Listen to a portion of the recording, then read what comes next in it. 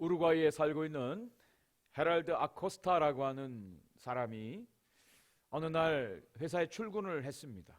그런데 그가 가지고 있던 신분증이 기간이 다 되어서 공장에 들어갈 수가 없게 되었습니다. 그래서 집으로 이제 터덜터덜 걸어가고 있는데 날씨가 너무 더워서 지나가는 차를 히치하이킹 하기 위해서 손을 들었습니다. 그때 아주 오래된 관용차 한 대가 그의 옆에 섰습니다.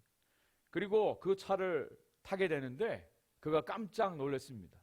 왜냐하면 그 차의 운전수가 당시에 우루과이 대통령이었던 호세 무히카라고 하는 대통령이 운전대를 잡고 있는 것입니다. 그리고 그의 옆에 조수석에는 부인인 당시 상원의원인 루시아 토플란스키 여사가 타고 있었던 것입니다. 자초지종을 얘기하니까 흔쾌히 차를 태워주고 집에까지 데려다 주는데 가면서 여러 가지 이야기를 하면서 그를 격려하고 좋은 시간을 가졌다는 거죠. 짧은 시간이었지만 그의 인생에 그 이전에 회사에서 당했던 어려운 일들이 다 온데간데 사라지고 기쁘고 유쾌했던 경험이었노라, 그렇게 기록을 했습니다. 호세 무이카 대통령, 우루과이의 46대 대통령인데요. 이 사람은 2010년부터 15년까지 우루과이를 통치했던 대통령입니다. 이분은 세계에서 가장 가난한 대통령으로 유명하죠. 특별히 유명했던 것이 이분이 타고 다녔던 저 1987년형 폭스바겐 비틀이라고 하는 자동차입니다. 그가 대통령궁에 살지 않고 자기가 살고 있는 농장에 살면서 출퇴근을 한 것입니다. 이 차를 직접 몰고. 제일 곤욕스러웠던 것은 이 경호원들이죠. 이분을 경호하니까 얼마나 어렵겠어요. 이분은 한 달 월급이 한 10,000불 정도 되는데 그 중에 90%를 다 가난한 사람들을 위해서 도네이션하고 자기는 800불로 매월 생활을 했답니다.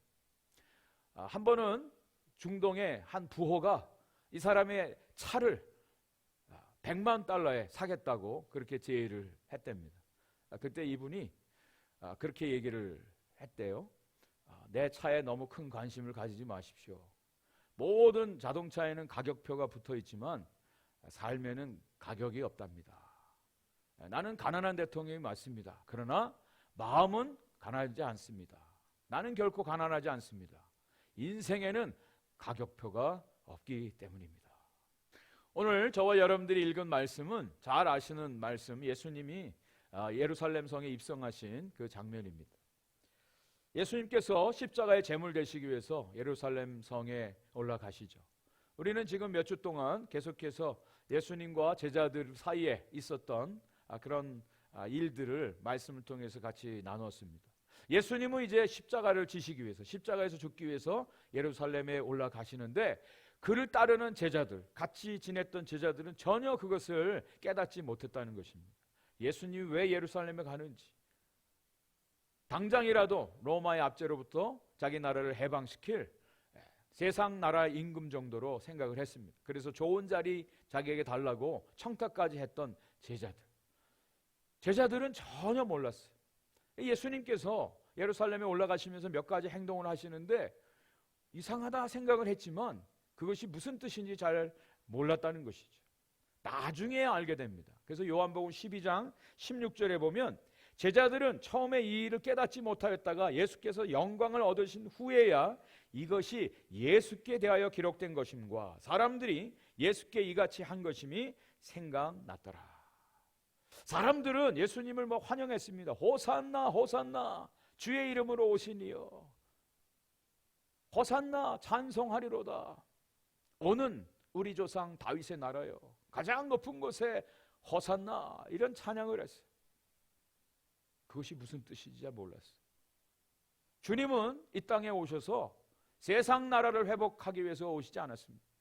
세상에 군림하고 세상의 통치자로 자신의 힘을 쓰기 위해서 이 땅에 오시지 않고 주님은 주님의 나라를 회복하기 위해서 오셨어요.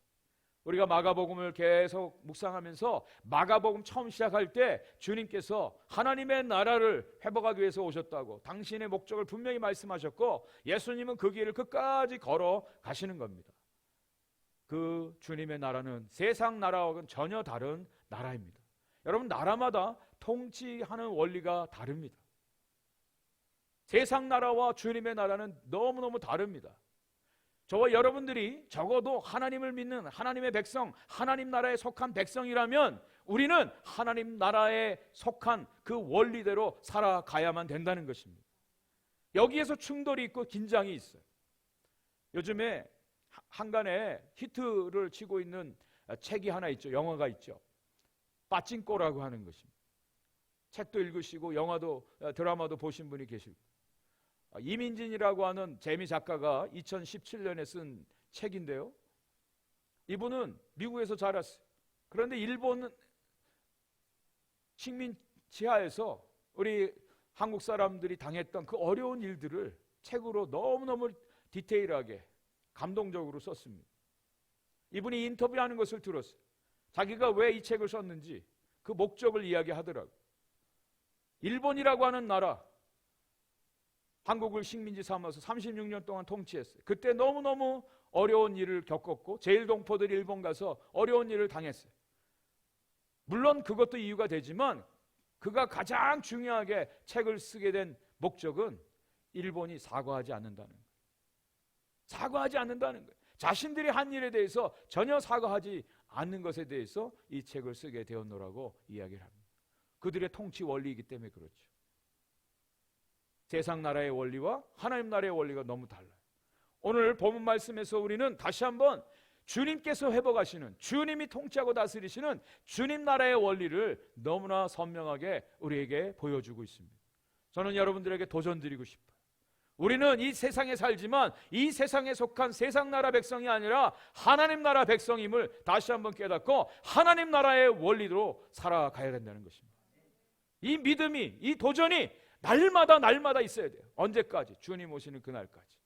자, 몇 가지 원리를 한번 생각해 보려고 합니다. 첫 번째로는요, 가장 보잘것없는 존재라도 하나님의 나라에서는 쓰임을 받을 수 있다는 것입니다. 예수님께서 예루살렘 성에 올라가실 때 반드시 나타나는 스토리가 있죠. 공관복음, 마태, 마가, 누가복음에 쓰여져 있고요. 예수님께서 어린 나귀를 타고 이제 입성을 하십니다. 예수님이 베다니와 벳바게라고 하는 곳에 가셔서 이제 예루살렘 성으로 들어가게 되는데 지도를 한번 보여주시기 바랍니다. 베다니는 예루살렘에서 한 2마일 정도 떨어졌어요. 벳바게는 한 1마일 정도 떨어져서 감난산을 지나서 예루살렘 동쪽 문을 향해서 예수님이 이제 올라가시는 겁니다. 예수님께서 두 제자에게 건넌 마을로 가서 어린 나귀 새끼를 풀어 끌고 오라 그랬습니다. 한 번도 짐을 지어보지 않은 어린 나귀 새끼. 만약에 누가 왜 이 나귀를 풀어 끌고 가려고 하느냐 그렇게 물어보면 한마디만 하라고 예수님이 말씀하셨어요. 그것은 주가 쓰시겠다.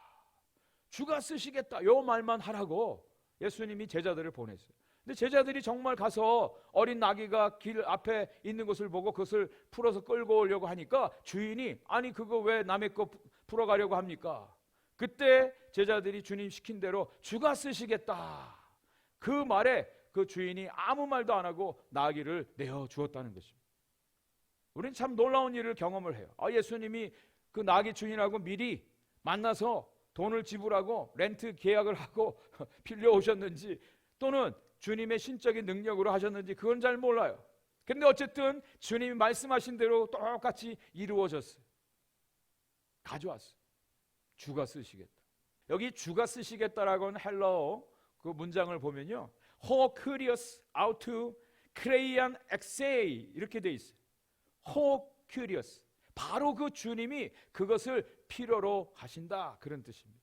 바로 그 주님이. 어린 나귀의 소유주가 있었습니다. 세상에 소유주가 있었어요. 그런데 그 소유주보다 더 크신 원래의 주인이신 그 주님이 그것을 지금 필요로 하신다 그 말씀이에요. 이 말씀을 듣고 나귀 새끼 주인이 예수님께 그 나귀를 내어드린 것이죠. 예수님은 모든 만왕의 왕이시요 모든 만물의 주가 되시는 분입니다.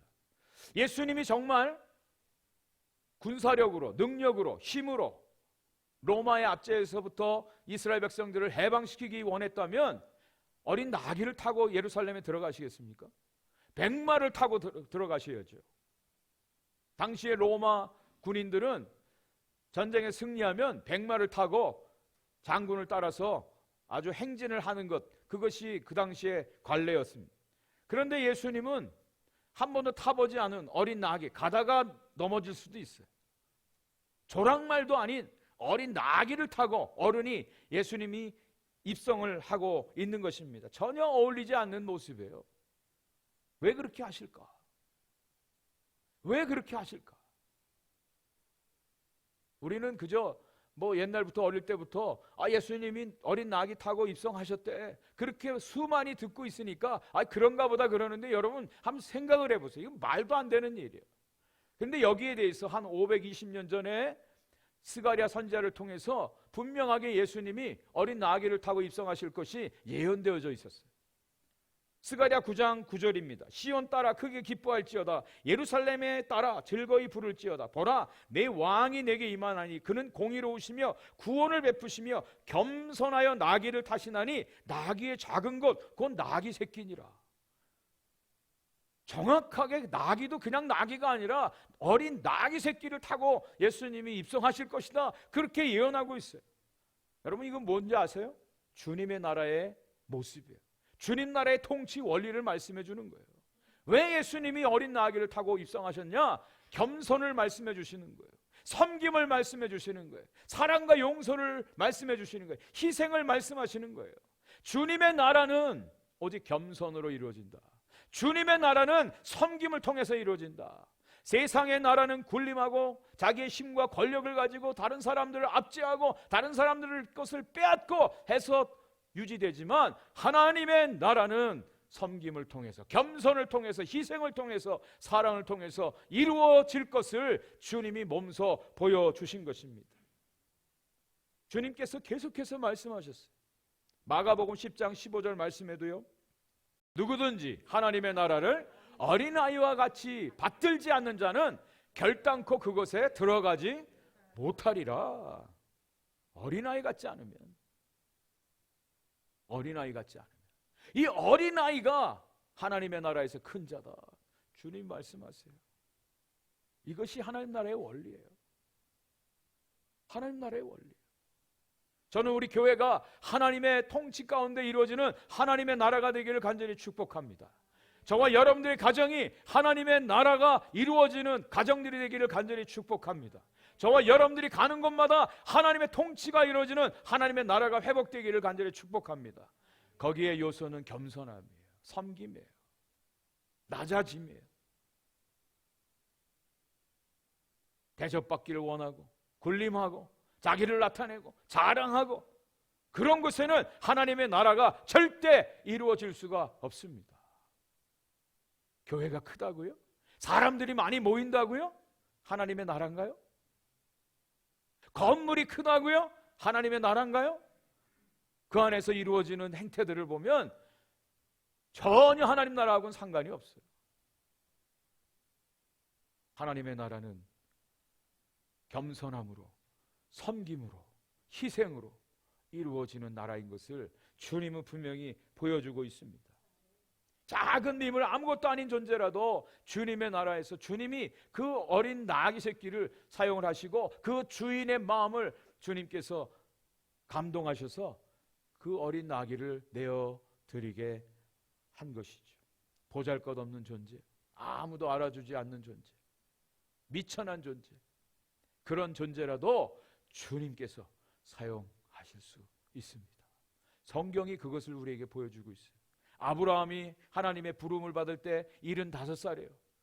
할아버지 나이에요. 나그네입니다. 아무것도 없을 때 하나님이 그를 불러서 믿음의 조상으로 삼아주셨죠. 모세를 하나님이 부르실 때 언제였습니까? 살인을 저지르고 광야로 도망갔던 도망자를 하나님이 부르시지 않았습니까? 다윗을 언제 하나님이 부르셨죠? 양치는 목동 다윗을 불러서 사용하시지 않았습니까? 오병이어의 기적을 일으킬 때 떡 5개, 물고기 2마리를 누가 주님 손에 드렸습니까? 이름도 나오지 않은 어린 작은 소년. 가나의 혼인잔치에서 물로 포도주를 만드실 때 물 떠온 하인들은 알더라. 하인들이 주님의 기적의 역사에 쓰임받은 것을 성경은 기록을 하고 있습니다. 주님 나라에서는요, 겸손한 자, 주님의 말씀에 온전히 순종하는 자, 이런 사람들을 하나님께서 당신의 도구로 사용하십니다. 주가 쓰시겠다. 저와 여러분들이 이 시간에 한번 자문했으면 좋겠어요. 여러분들의 인생의 주인은 누구십니까? 누가 여러분의 삶의 주인이 되십니까? 우리 주님이 여러분의 인생의 주인이라고 믿으시고 고백할 수 있으시겠습니까? 그리고 주님이 내가 쓰겠다, 주가 쓰시겠다 할 때 여러분이 기꺼이 내어 드리시겠습니까? 근데 우리는 주님을 믿고 섬기는데도 내가 주도를 해요. 내가 원하는 때 주님 좀 나타내 주십시오. 내가 원할 때 좀 도와주십시오. 그런데 성경은 완전히 거꾸로 말씀합니다. 우리의 때, 우리 원하는 것이 아니라 주님이 원하시는 때 주님이 사용하실 것, 그것을 말씀하세요. 희한해요. 희한합니다. 그래서 어떤 때는 우리가 도저히 주님께 드릴 수 없을 때 그걸 요구하실 때가 있어요. 우리가 요것만은 안 됩니다라고 아둥바둥 붙잡고 있는 그것까지 주님이 내놓으라고 말씀하세요. 정말 주님이라고 우리가 믿고 고백할 때 주님은 모든 것의 주가 되셔야 됩니다. 그게 진짜 주님이죠. 주님의 나라의 원리예요. 주가 쓰시겠다. 주님이 필요한 때, 주님이 원하시는 것을 내어드릴 수 있는 믿음의 결단이 저와 여러분들 가운데 있기를 간절히 축복합니다. 두 번째로, 이 주님의 나라는요, 억지가 아닙니다. 자원함으로, 감동으로, 기쁜 마음으로 주님께 드려집니다. 오늘 본문 7절 8절 말씀에 나귀 새끼를 예수께로 끌고 와서 자기들의 겉옷을 그 위에 얹어 놓음에 예수께서 타시니 많은 사람들은 자기들의 겉옷을 또 다른 이들은 들에서 벤 나뭇가지를 길에 펴며 그랬습니다. 여러분, 어떤 왕이 도시나 성에 오면 모든 것이 다 통제됩니다. 그 왕을 환영하고 또 지나가도록. 지금도 가끔 가다가 워싱턴에서 대통령이 LA를 방문하면 모든 교통 다 막습니다. 그죠? 옛날에 어린 시절 한국에서 외국에서 대통령이 오면은 어떻게 하죠? 학생들 다 동원해서 길거리에 딱 준비하고 있다가 국기 흔들라고. 근데 뭐 1시간 전에 나오게 하나요? 한 2-3시간 전에 나와서 준비해. 그 때 앞에서. 화장실도 못 가게 해요.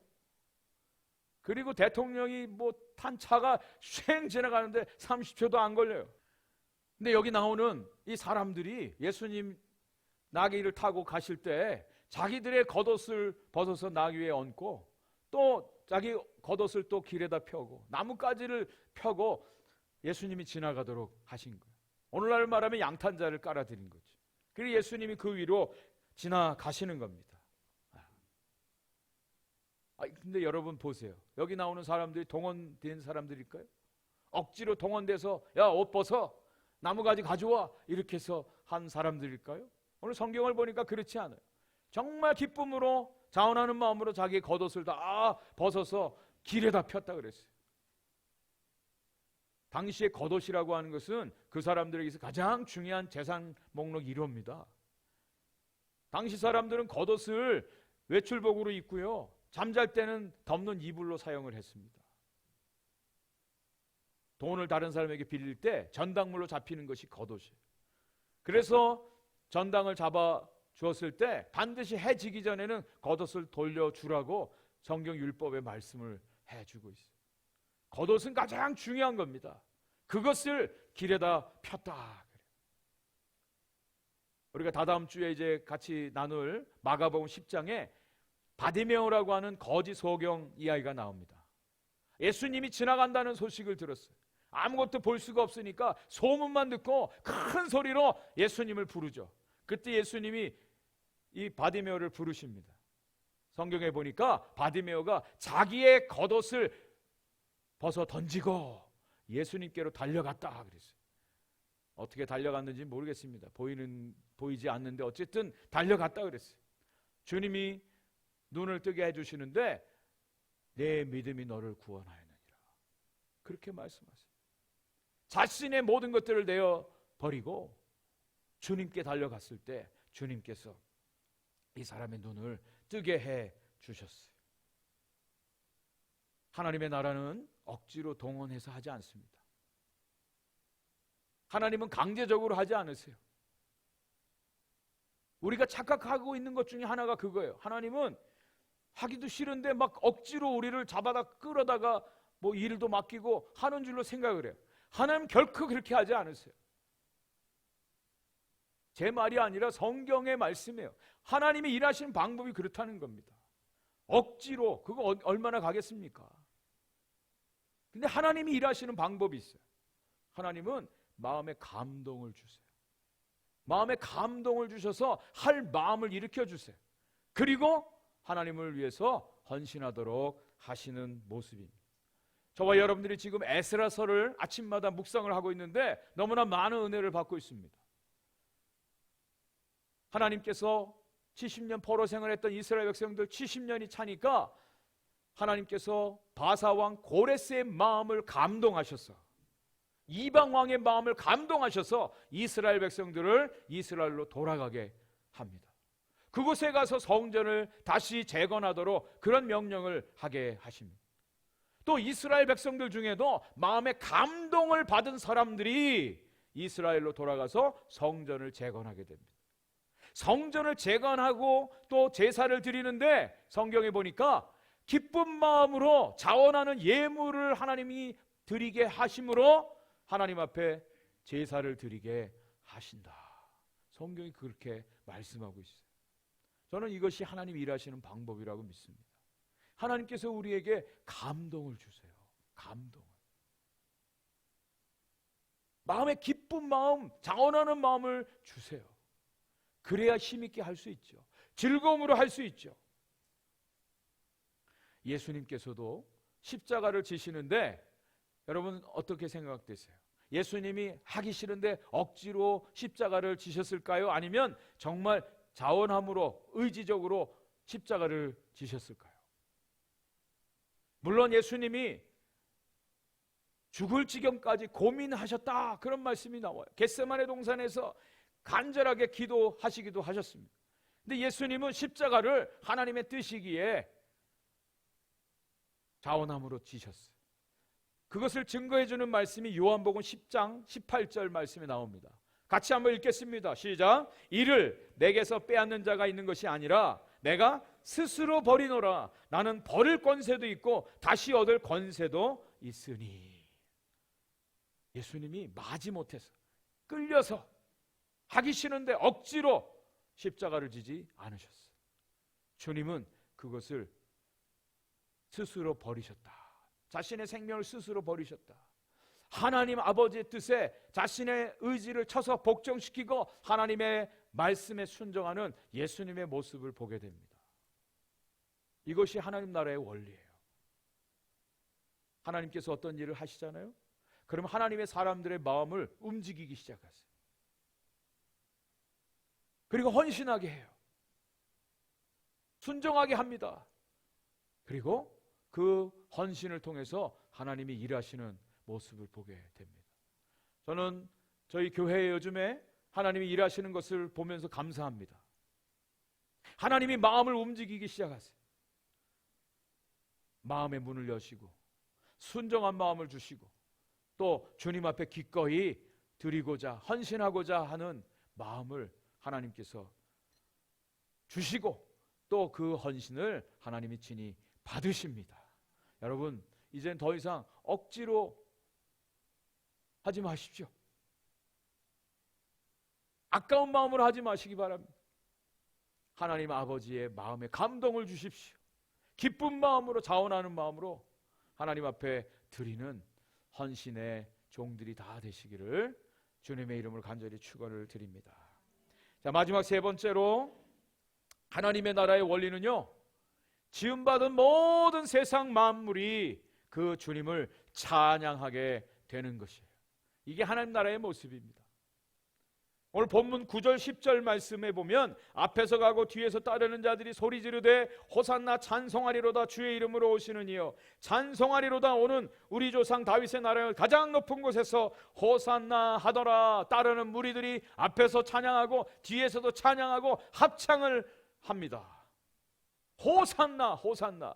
호산나라고 하는 뜻은 우리를 구원하소서, 우리를 구원하소서, 주의 이름으로 오시는 이여. 메시아를 향한 찬양의 소리입니다. 주님을 찬양하는데 오는 우리의 조상 다윗의 나라요, 오는 다윗의 나라요. 여기 다윗의 나라라고 하는 것은 메시아의 나라, 그리스도의 나라, 주의 나라를 말합니다. 하나님의 나라를 말합니다. 오는 다윗의 나라, 그 하나님의 나라가 이제 회복될 것입니다 라고 하는 찬양이에요.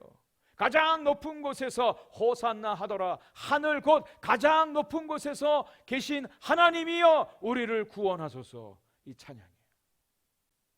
마가복음 1장 15절에 예수님이 공생애를 시작하면서 제일 먼저 하신 말씀이 이 말씀이에요. 때가 찼고 하나님의 나라가 가까웠으니 회개하고 복음을 믿으라. 하나님의 나라가 가까이 왔다, 예수님이 말씀하셨어요. 그리고 예수님을 통해서 하나님의 나라가 이제 회복이 됐습니다. 그리고 예수님을 통해서 이제 하나님의 나라가 완성될 것입니다. 주님의 재림과 더불어 하나님의 나라가 완성될 것입니다. 주님이 영광을 받으실 거예요. 주님이 그 보좌 위에 앉으셔서 모든 세상 만물 사람들로부터 찬양과 경배를 받으시는 것, 그것이 하나님 나라의 완성입니다. 그 하나님 나라 장차 완성이 잠깐 이 세상 가운데 나타난 것이 바로 예수님이 예루살렘 성에 입성하시는 이 장면이에요. 사람들이 호산나 찬양하고 주님을 환영하고 하는 이 모습을 통해서 장차 이루어질 하나님 나라의 그림자를 잠깐 보게 하시는 겁니다. 장차 이루어질 하나님 나라의 모습을 여러분들에게 소개해드리고 싶어요.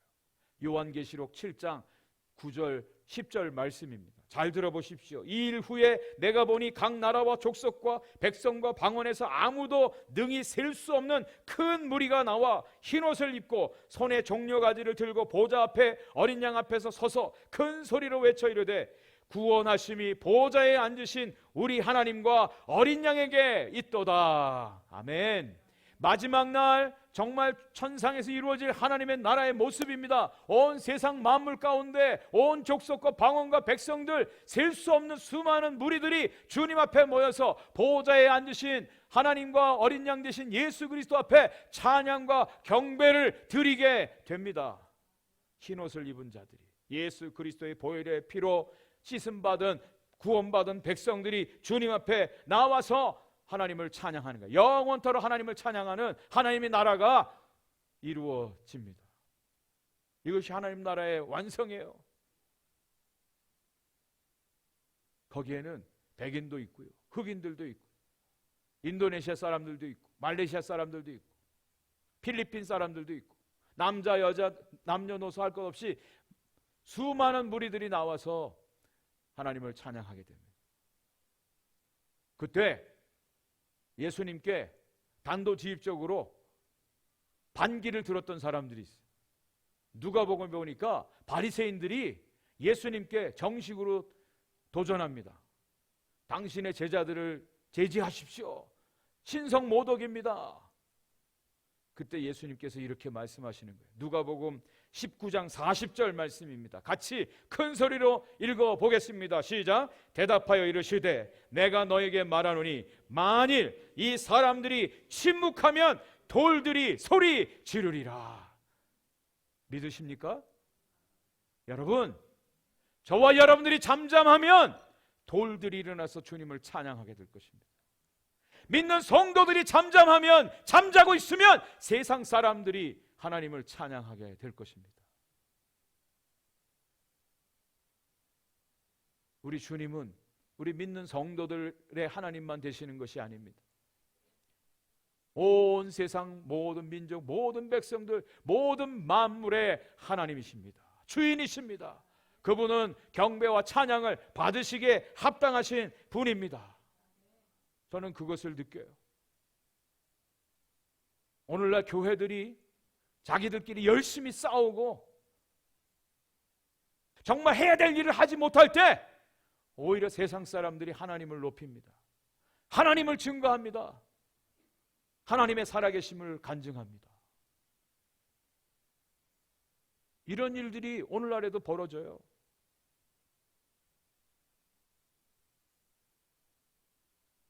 무슬림들 중에 예수님을 꿈에서도 보고 환상을 통해서도 보고 주님을 믿는 사람들이 있습니다. 그들은 자신의 신분들을 노출하면 죽어요. 그 공동체에서 쫓겨납니다. 그래도 예수 그리스도를 믿어요. 생명을 걸고 신앙생활을 하는 그런 무슬림들이 있어요. 오늘날 교회가 하나님을 영화롭게 하지 못하고 하나님의 이름을 높이지 못할 때 오히려 세상 사람들이, 저 이방인들이 주님을 높이고 주님을 찬양하고 주님을 경배하는 놀라운 일들이 벌어집니다. 저는 이 놀라운 특권과 권리를 빼앗기지 않았으면 좋겠습니다. 하나님의 백성들이, 하나님의 자녀들이 하나님 찬양하는 일에, 하나님 예배하는 일에, 하나님 높이는 일에 더 열심을 내야 된다고 믿습니다.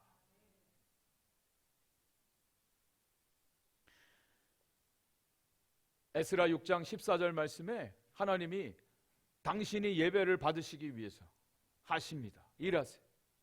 이스라엘 하나님의 명령과 바사왕 고레스와 다리오와 아닥사스다의 조서를 따라 성전을 건축하며 이 일을 끝내되, 이스라엘 하나님이 명령하시고요.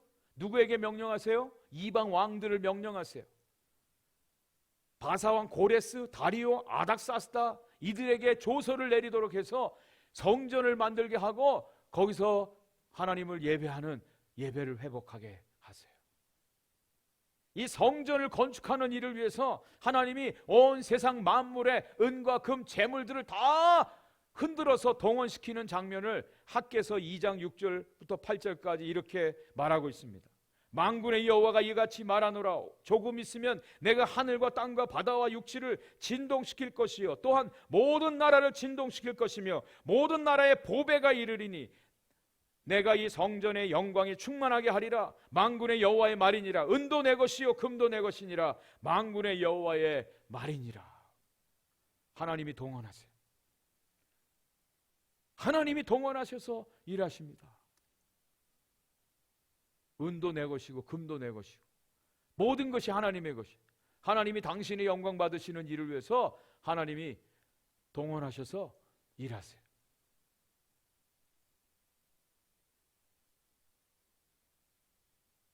오늘 아침에 묵상한 에스라 말씀에서도요,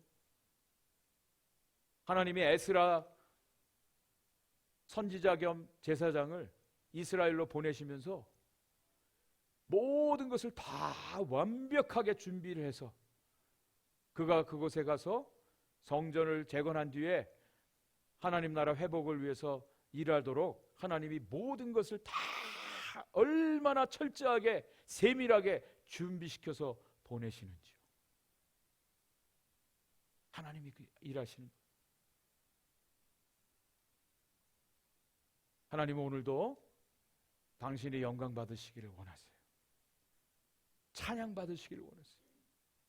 그 일을 위해서 저와 여러분들을 불러주셔서 오늘도 헌신하게 하시는 것입니다. 놀라운 은혜요, 놀라운 특권인 줄 분명히 믿으시기 바랍니다. 만약 저와 여러분들이 잠잠한다면 오히려 하나님은 온 세상 이방인들을 다 동원해서라도 하나님은 영광을 받으실 거예요. 이 특권을 놓치지 않기를 바라요. 이 놀라운 영광의 자리에 저와 여러분들이 함께 동참할 수 있기를 간절히 바랍니다.